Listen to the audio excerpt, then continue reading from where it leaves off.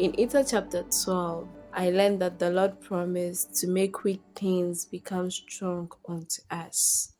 So my question is, how do I keep pressing forward even when I seem not to overcome my weaknesses? I want to draw our attention to the other promise that's in verse 27, and it often gets a little less press than it should because it's surrounded by such great stuff. But right in the middle of that verse, Christ says, "My grace is sufficient for all men that humble themselves before me." In many ways, that is the surest promise of this verse, that no matter your situation, Christ's grace is sufficient. And it can be really hard to believe that, most especially when it's the 400th time that you've screwed up on the exact same thing. Mm-hmm. But even then, His grace is sufficient. He knows, He suffered the atonement. He's got it covered. We can screw up probably infinitely. I'm going to go ahead and say the Savior's atonement is infinite.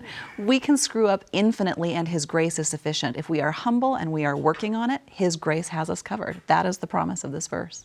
I was literally talking this week to a friend of mine, and I was saying a similar thing. I was just like, man, like I'm not where I want to be. Like I want to be here, and I'm here, whether it's career, life, personal stuff. I was just kind of venting about the fact that I was like, man, like I really thought I would be farther along and kind of have my stuff figured out a little more than I do right now. And it's funny because she goes, you don't see the progress you've made because you're with yourself every day. Other folks may look at you and go, what are you talking about? Like, this is amazing. You started here and now you're here. Look at what you've done. But because it's day by day for you, I think we often discredit ourselves. It's the same way with the Spirit. I used to never think I felt the Spirit. I didn't know what that description was.